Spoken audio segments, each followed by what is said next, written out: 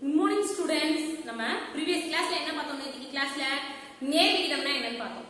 ஆமாவா? நேர் விகிதம் அப்படிங்கிறது என்ன உங்களுக்கே தெரியும். நம்ம சமமான குவான்டிட்டிஸ், அளவான ஒரு ரெண்டு அளவு ஒரே மாதிரி எடுத்துக்கிட்டோம்னா, அளவுனா தரம் எப்படி சொல்றதுன்னா, இப்ப ஒரு துணி நம்ம வாங்குறோம் கடைக்கு போயிட்டு, சரிங்களா? ஒரு செட்டு துணி எடுத்தோம்னா 200 ரூபான்னு சொல்றாங்க. 2 செட்டு துணி எடுத்தா விலை என்ன ஆகும்? நம்ம கொடுக்க வேண்டிய காசு அதிகமாகும். அப்ப துணிகளோட எண்ணிக்கை அதிகமாச்சுன்னா விலையும் அதிகமாகும். நம்ம கொடுக்க வேண்டிய அமௌண்ட் எப்படி இருக்கும்? அதிகமா கொடுக்கணும். இதுதான் நம்ம என்ன சொல்லியிருந்தோம்? நேர் விகிதம்னு சொல்லியிருந்தோம். இன்னைக்கு கிளாஸ்ல நம்ம என்ன பார்க்க போறோம்னா எதிர் விகிதம் அப்படின்னா என்ன. ரெண்டுமே அதிகமானுச்சுனாலும் ரெண்டுமே குறைஞ்சிச்சுனாலும் அது என்னது? நேர் விகிதம். எதிர் விகிதம் அப்படின்னா என்னன்னா, ஒண்ணு அதிகமாகும், இன்னொன்னு என்ன ஆகும்? குறையும். அது எப்படி மீன்ஸ் ஏதாச்சும் ஒரு உதாரணம் சொல்லுங்க அப்படின்னா பாருங்க. இப்ப நீங்க 4 சாக்லேட் வச்சிருக்கீங்க கையில, நீங்க மட்டும்தான் இருக்கீங்க. அப்போ உங்ககிட்ட இப்ப எத்தனை சாக்லேட் இருக்கு? 4 சாக்லேட் இருக்கு. இப்போ உங்க ஃப்ரெண்டு உங்க கூட வந்துட்டாங்க. அப்ப மொத்தமா நீங்க எத்தனை பேர் இருப்பீங்க? நீங்க ஒண்ணு, உங்க ஃப்ரெண்டு ஒண்ணு, ஆமாவா? அப்ப சாக்லேட் அவங்களுக்கு கொடுக்கணும், சமமா கொடுக்கணும்னு என்ன பண்ணுவீங்க? ஆளுக்கு 2 சாக்லேட் வச்சுக்குவீங்க. ஃபர்ஸ்ட் நீங்க மட்டும் இருக்கப்ப நீங்க 4 சாக்லேட் வச்சுக்கிட்டீங்க ஒரே ஆளுமே. உங்க ஃப்ரெண்டும் வந்ததுக்கு அப்புறம் என்ன பண்ணுவீங்க? ஆட்களின் எண்ணிக்கை அதிகமானுச்சு. அப்பனா நீங்க கையில வச்சிருக்க உணவு என்னவும் கம்மியாகும். பிரிச்சு தர்றது ஒண்ணு அதிகமாகும், இன்னொன்னு கம்மியாகும். இன்னொரு எக்ஸாம்பிள் சொல்றேன் பாருங்க. இப்போ ஒரு வேலை செய்றீங்க, ஒரு 5 பேர் செய்றீங்க, 10 மணி நேரம் ஆகுது. 10 பேர் செஞ்சா அந்த வேலையை எத்தனை மணி நேரத்துல செஞ்சிருவீங்க? 1 மணி நேரத்துல செஞ்சு முடிச்சிருவீங்க. அப்ப வேலைக்கு ஆட்கள் அதிகமானுச்சுன்னா செய்யற நேரம் எப்படி ஆகும்? கம்மியாகும். இந்த மாதிரி ஒண்ணு அதிகமாகி இன்னொன்னு குறைஞ்சிச்சுன்னா அது என்னன்னா எதிர் விகித தொடர்புல இருக்கு அப்படின்னு அர்த்தம். அதுக்குரிய சம்ஸ் எல்லாம் பார்க்கலாமா? ஃபர்ஸ்ட் ஒரு எடுத்துக்காட்டு கணக்கு பார்க்கலாம். எடுத்துக்காட்டு கணக்கு பார்க்கலாம். பயிற்சி கணக்கு பாருங்க. 4.2 பயிற்சியில பார்க்கலாம். பயிற்சியில 2வது கணக்கு என்ன கொடுத்திருக்காங்கன்னா, ஒரு நீர்த்தேக்க தொட்டியை நிறைப்பதற்கு பயிற்சி 4.2 அதுல 2வது பாருங்க. ஒரு நீர்த்தேக்க தொட்டியை நிறைப்பதற்கு ஓர் நீர்த்தேக்க தொட்டியை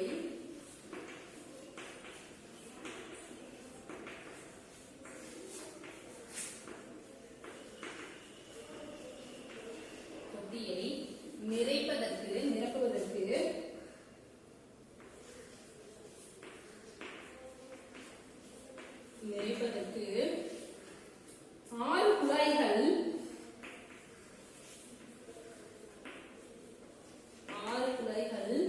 1 மணி நேரம் 1 மணி 30 நிமிடம் எடுத்துக்கொள்கின்றன. 30 நிமிடம் எடுத்துக்கொள்கின்றன. 30 நிமிடம்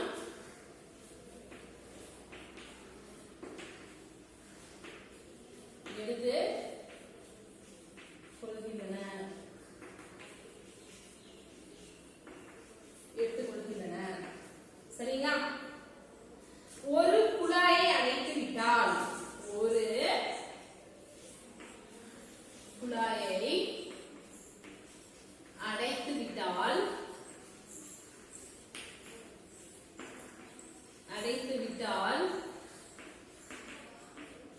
ஒரு குழாயை அடைத்து விட்டால் அதே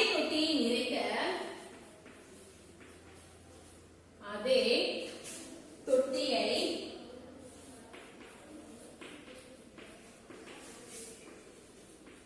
நிறைக்க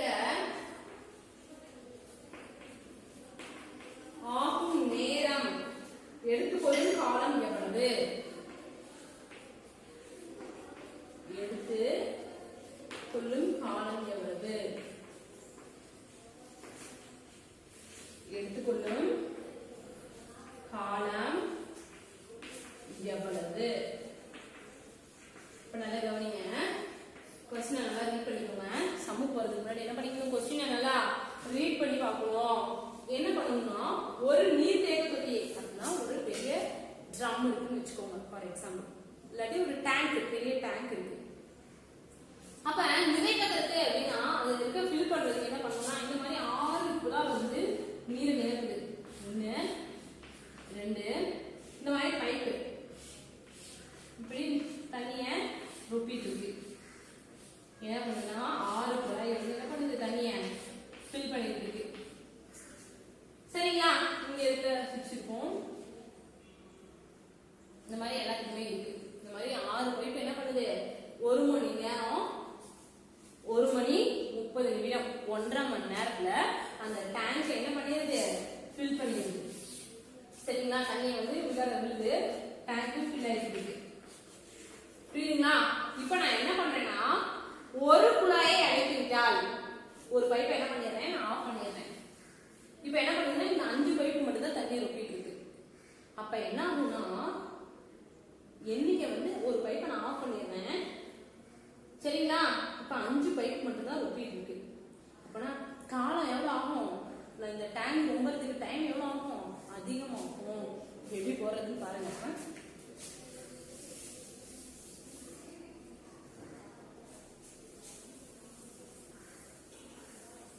இதே மாதிரிதான் முன்னாடி நம்ம ஏற்கனவே பண்ண முடியுமா, அதே மாதிரி கொடுத்துட்டு நம்ம நல்லா படிச்சு புரிஞ்சுட்டு 2 காலமா நம்ம பிரிச்சுக்கணும். எப்படி பிரிக்கிறேன்னு பாருங்க. குழாய்களின் எண்ணிக்கை,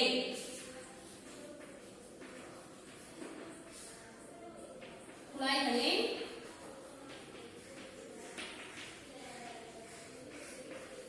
எண்ணிக்கை,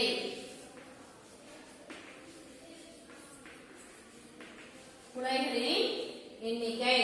அடுத்து நிரப்புவதற்கு ஆகும் நேரம், எடுத்துக்கொள்ளும் நேரம், எடுத்துக்கொள்ளும் நேரம். இப்ப கவனிமா, 6 குழாய்கள் கொடுத்துருக்காங்க, 1.5 மணி நேரத்துல நிரப்பும் சொல்லிருக்காங்க. 6 குழாய்கள் 1 மணி நேரம் 30 நிமிடம்னு சொல்லி கொடுத்துருக்காங்க. ஒண்ணு வந்து என்ன இருக்குன்னா மணி நேரத்துல இருக்கு, இன்னொரு நிமிஷத்துல இருக்கு. நம்ம என்ன பண்ணணும்னா ரெண்டையுமே நிமிஷத்துக்கு மாத்திக்கலாம். சரிங்களா? நல்லா கவனிங்க, நல்லா கவனிச்சா மட்டும் தான் புரியும். இப்ப என்ன பண்ணா, ஒரு குழாயை அடைத்து விட்டால் அப்படின்னு சொல்லி கொடுத்துருக்காங்க. மொத்தம் எத்தனை குழாய் இருக்கு, 6 குழாய் இருக்கு.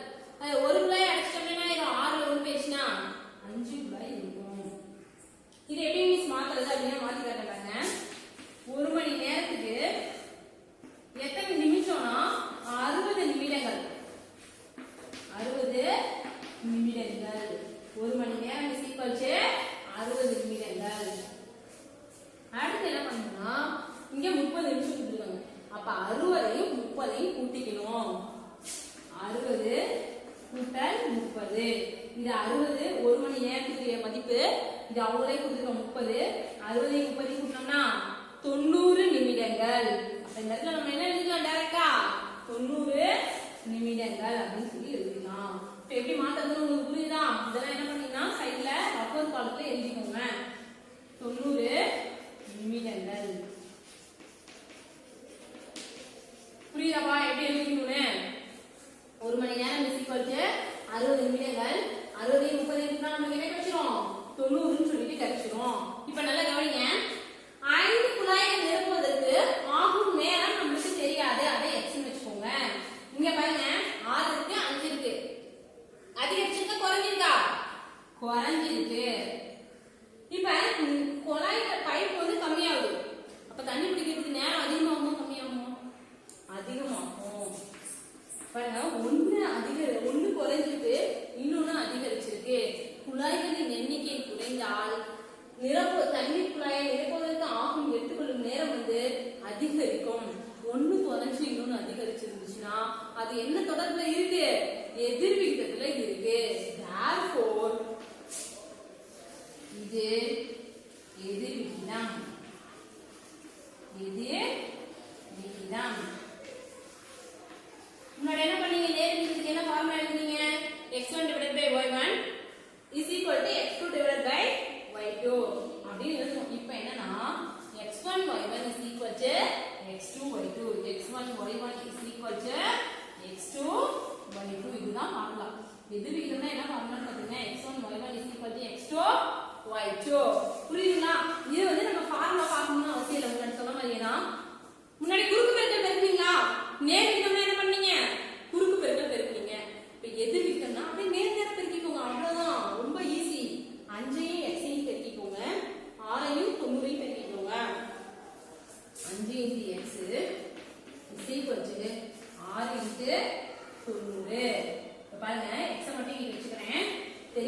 மட்டும் இடது பக்கம் வச்சுக்கிறேன்.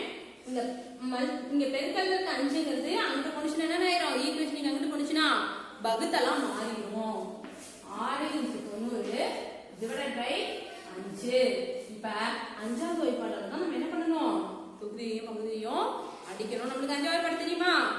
Very good. சொல்லுங்க பார்க்கலாம். 4 5 5 4 5 5 மீதி 4. 4ஓட 0 சேர்த்தோம்னா 40. எத்தனை 5 40? 8 5 40. 6 × 18. 6 18 பேசுங்க.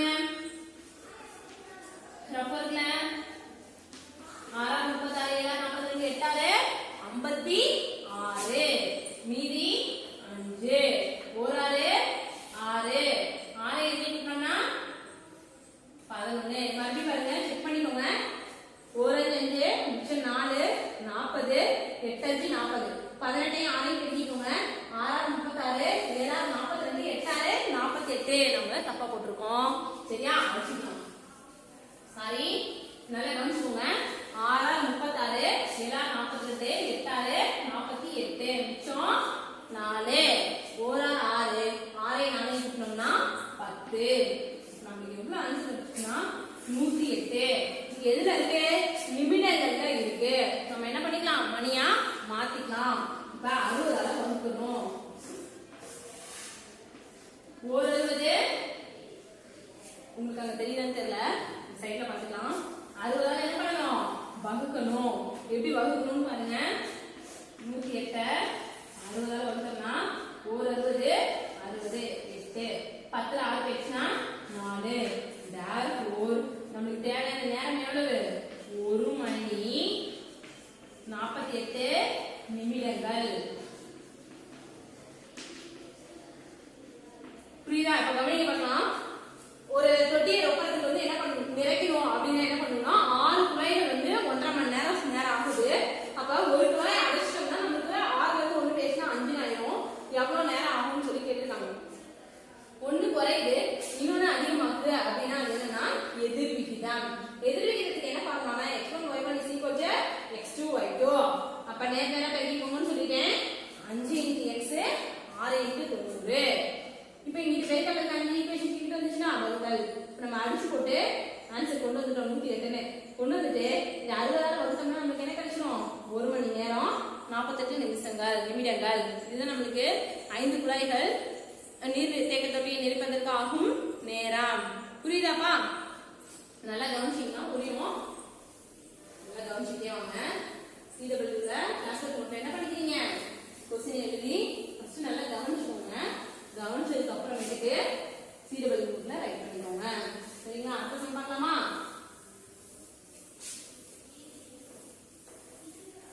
நல்லா அடிச்சுக்கலாம். சரிங்களா?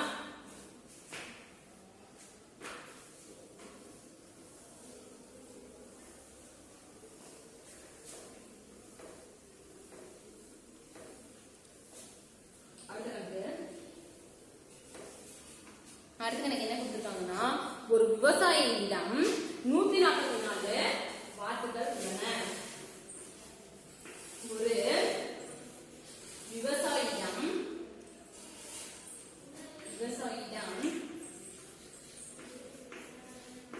144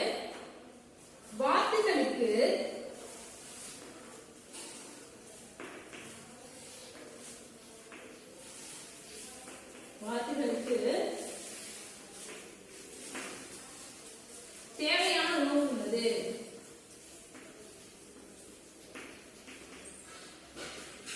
தேவையான உணவு உள்ளது.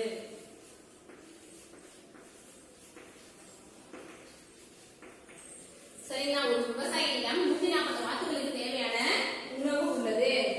அவர் 32 வாத்துகளை விற்றுவிட்டார் எனில், அவர் 32 வாத்துகளை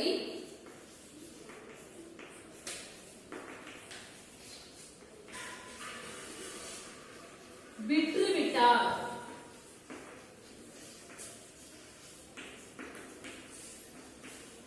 விற்றுவிட்டார் எனில்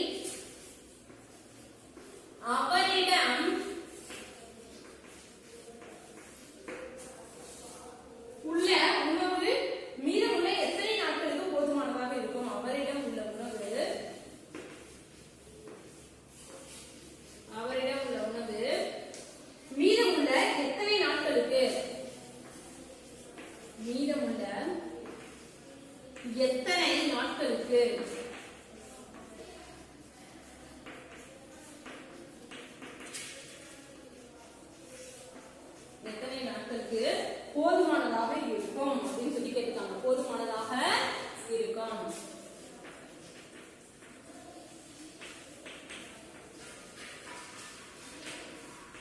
போதுமானதாக இருக்கும்.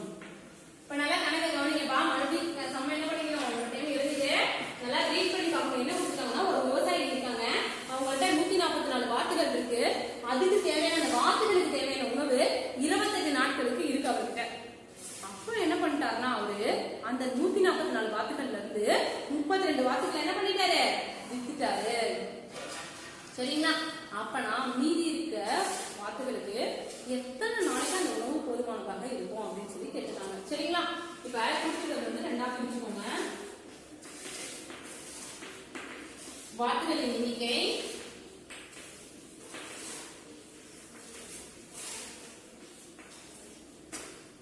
வாத்துகளின் எண்ணிக்கை,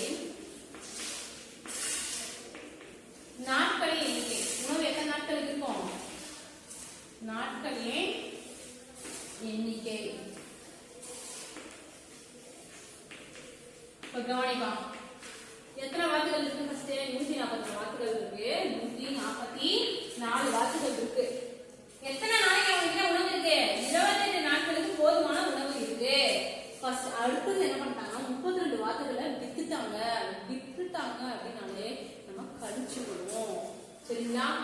144 வாத்துல 32 வாத்து போயிடுச்சுன்னா ரப்பர் காலத்தை போட்டுட்டு நீங்க இங்க போட்டுக்கோங்க. 144ல 32 வாத்து போயிடுச்சுன்னா 4ல 2 போயிடுச்சுன்னா 2, 4ல 3 போயிடுச்சுன்னா 1, ஒன்னா அப்படியே வச்சுக்கோங்க. 112. அப்ப 144 வாத்துல 32 வாத்தை வித்துட்டாங்க. மீதி எவ்வளவு இருக்கும், 112 வாத்து இருக்கு. அந்த வாத்துகளுக்கு தேவையான உணவு எத்தனை நாளைக்கு இருக்கும் அப்படின்னு கேட்டுருக்காங்க. அது நமக்கு தெரியாது. அதனால என்ன வச்சுக்கலாம், எக்ஸ்னு வச்சுக்கலாம். இப்ப கவனிங்க, வாத்துகளோட எண்ணிக்கை என்ன ஆயிருக்கு பாருங்க. இங்க 144 இருக்கு, 112 ஆயிருக்கு. அப்ப அதிகமா இருக்கு குறைஞ்சிருக்கா, கண்டிப்பா என்ன இருக்கு, குறைஞ்சிருக்கு. நான் முன்னாடியே சொல்றேன், உணவு வந்து தேவை எப்படி இருக்கும், வாத்து கம்மியா இருக்கு. அப்ப உணவு இந்த 2-3 நாளைக்கு என்ன ஆகும், அதிகமா வரும். புரியுதுங்களா? உணவோட நாட்களோட எண்ணிக்கை என்ன ஆயிரும், அதிகமாயிரும். இது வந்து என்ன தேவைன்னா எதிர் விகித தொடர்பு இருக்கு. இது என்ன விகிதத்துல இருக்கு, எதிர் விகிதம். ஏன் இது எதிர் விகிதத்துல இருக்கு, 1 குறைஞ்சிருக்கு. என்ன குறைஞ்சிருக்கு, வாத்துகளோட எண்ணிக்கை குறைஞ்சிருக்கு. அப்ப அதுல சாப்பிடற உணவு எப்படி இருக்கும், மீதமா இருக்கும். இப்ப இன்னொரு 2 நாளைக்கு என்ன ஆகும், அதிகமா வரும் அந்த உணவு. இப்ப ஃபார்முலா என்னன்னு பாருங்க, x1 y1 x2 y2. Formula போட்டு கன்ஃபியூஸ் பண்ணிக்கவேனா, ஈஸியான மெத்தட் இருக்கு. நேர்நேரா பெருக்கிக்கணும். நேர் விகிதம்னா குறுக்கு பெருக்கல்ல பெருக்கிக்கணும். எதிர் விகிதம்னா அதுக்கு ஆப்போசிட் என்ன பண்ணிக்கணும், நேர்நேரா பெருக்கிக்கணும். 112 x நீ பெருக்கிக்கோங்க. ஈக்குவல் போட்டுட்டு 144 28 பெருக்கிக்கோங்க. புரியுதாமா? 144 28 பெருக்கிக்கோங்க. இந்த ஸ்டெப் மட்டும் நம்ம போட்டோம்னா இதுக்கு கீழே நம்ம என்ன பண்ணிக்கலாம், ஈஸியா ஆன்சர் கண்டுபிடிச்சிடலாம். நெக்ஸ்ட் மட்டும் எதிர் பக்கம் வச்சுக்கோங்க. இந்த பெருக்கல்ல 112 வகுத்து என்ன ஆயிரும், ஈக்குவேஷன் வந்து போச்சுன்னா வகுத்தெல்லாம் மாறிடும். இப்போ உங்களுக்கு எந்த டேபிள் தெரியுதோ அந்த டேபிளால நம்ம அடிச்சுக்கலாம். இப்போ எது மேலேயும் அதே டேபிளால அடிக்கணும், கீழேயும் அதே வாய்ப்பாடால அடிக்கணும். இப்போ ரப்பர் காலம் எடுத்துக்கோங்க. நான் பொருளை இங்க போடுறேன். நீங்க எப்படி ஒரு ரப்பர் காலம் பிரிச்சு போட்டுக்கணும். 144 128 டிவைட் பை 112. ரெண்டாவது பாட்டிலே அடிச்சுக்கலாம் ஈஸியா. 5 10, மீதி 1 12, 6 2 12, 7 2 14, 2 2 4. மறுபடியும் என்ன பண்ணலாம், ரெண்டாவது பாட்டிலே அடிச்சுக்கலாம். 2 2 4, மீதி 1, 8 2 16,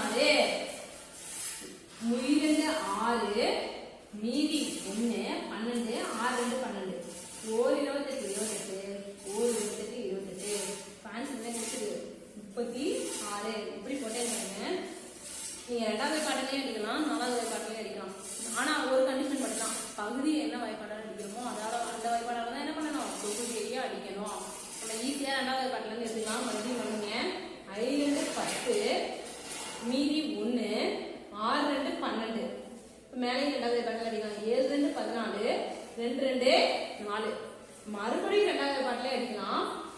என்ன இரட்டைப்படை எண்களா இருக்கனால 2 2 4 மீதி 1 16 8 2 16.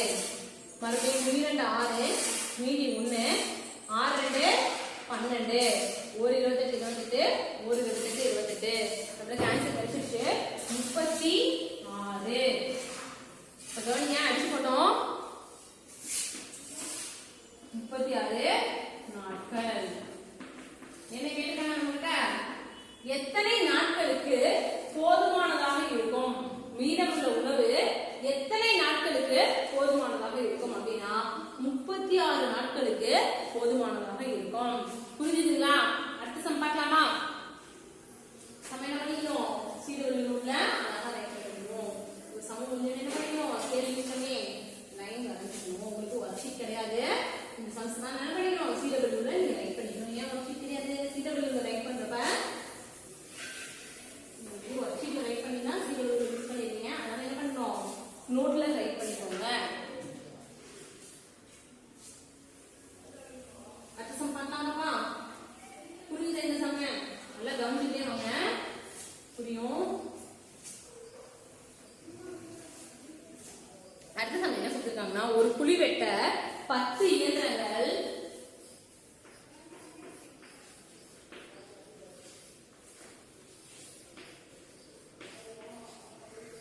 ஒரு குழி வெட்ட 10 இயந்திரங்கள்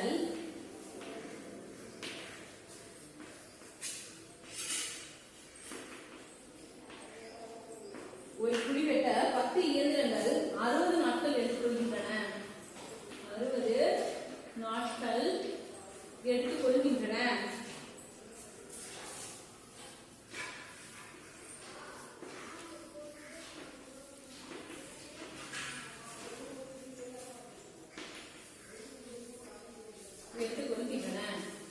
சரிங்களா?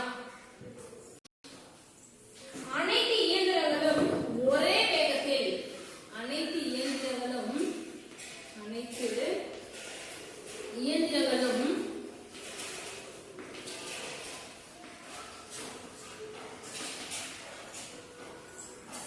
ஒரே நேரத்தில் ஒரே வேகத்தில் வேலை செய்கின்றன. ஒரே வேகத்தில் வேலை செய்கின்றன. சரிங்களா? அனைத்து இயந்திரங்களும் ஒரே வேகத்தில் வேலை செய்கின்றன. எனில் 30 இயந்திரங்கள்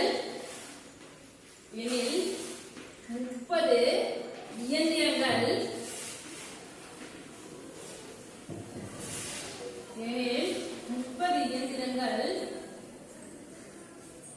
அதே குழியை வெட்ட எத்தனை நாட்கள் ஆகும்? அதே குழியை வெட்ட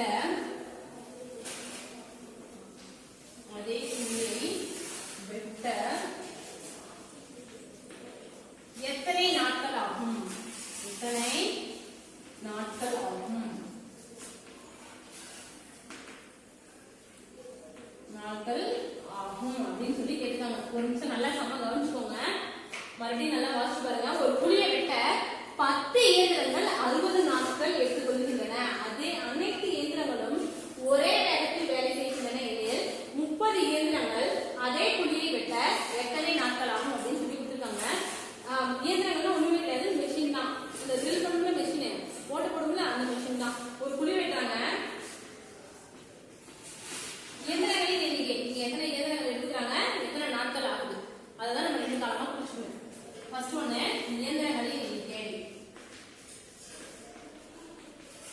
இயந்திரங்களின்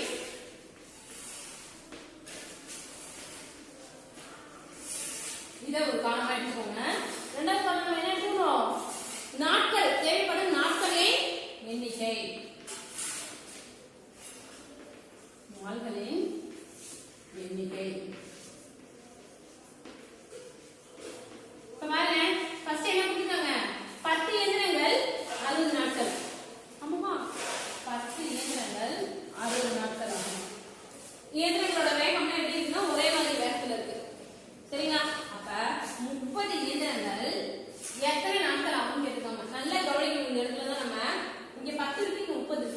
எண்ணிக்கை அதிகமா இருக்கு கம்மியா இருக்கா? Very good. என்ன இருக்கு? அதிகமா இருக்கு. இப்ப நிறைய மிஷின் வந்துச்சுன்னா வேலை சீக்கிரமா முடியுமா? லேட் ஆகுமா? வேலை சீக்கிரமா முடிஞ்சுச்சுன்னா நாட்கள் என்ன ஆயிடும்? கம்மியாயிடும். அப்ப இயந்திரங்களின் எண்ணிக்கை அதிகரித்தால் நாட்களின் எண்ணிக்கை குறையும். Therefore, இது விகிதம். எதிர் விகிதம்னா நமக்கு ஃபார்முலா தெரியும். x1 y1 is equal to x2 y2. நேரா பெருக்கணும். 30 into x is equal to 10 into 60. ஈஸியா இருக்கும் பாருங்க. x மட்டும் இங்க வெச்சுக்கோங்க. மீதி இருக்கிற 30 அங்க கொண்டு வந்துட்டோம்னா இங்க இருக்க பெருக்கல் ஈக்குவேஷன் வந்துச்சுனா 60 ஆயிடும். சரிங்களா? படிச்சு போடலாமா ஈஸியா? 1 0க்கு 1 0, 1 3 3, 2 3 6, 10 into 2 20. Therefore, தேவையான நாட்கள் 20. தேவையான நாட்கள் is equal to 20 நாட்கள். ஒண்ணுமே இல்லக்கா. 30 மிஷின் வந்துச்சுன்னா 20 நாள்ல வேலை முடிஞ்சிடும். அதான் சொல்லிருக்காங்க. பாருங்க, நம்ம ரெண்டா பிரிச்சுடுவோம். இயந்திரங்களின் எண்ணிக்கை, நாட்கள் எண்ணிக்கை. 10 இயந்திரங்கள் 60 நாள் ஆகும். 30 இயந்திரங்கள் வந்துச்சுன்னா எத்தனை நாள் ஆகும் தான் கேட்டிருக்காங்க. புரியுதுங்களா? இப்ப இது எது விகிதத்துல இருக்கு? ஃபார்முலா நமக்கு தெரியும், எழுதிக்கலாம். அப்படியே நேரா பெருக்கிடுவோம். 30 into x 10 into 60. பெருக்கிட்டோமா? இங்க இருக்க பெருக்கல் 30 ஈக்குவேஷன் இங்க வந்துச்சுன்னா வகுத்தல் 30. 0 0 வச்சுட்டேன். 1 3 3, 2 3 6, 10 ரெண்டால பெருசா என்ன கிடைக்கும்? 20. Therefore, தேவையான நாட்கள் எவ்வளவு? 20 நாட்கள். Therefore, 30 இயந்திரங்கள் அதே குழியை வெட்ட 20 நாட்கள் ஆகும். சமனால புரிஞ்சுச்சா? நீங்க என்ன பண்ணிக்கணும்னா இத CW நோட்ல அழகா எழுதிக்கோங்க. ஒரு சம் முடிஞ்சோடனே இன்னொரு சம் போடும்போது என்ன பண்ணிக்கோங்க? அழகா ஸ்கேல் வச்சு லைன் வரைஞ்சுக்கோங்க. இதே மாதிரி நீங்க என்ன பண்ணணும்? நம்பரை மாத்தி மாத்தி சம்ஸ்லாம் போட்டு பார்க்கணும்.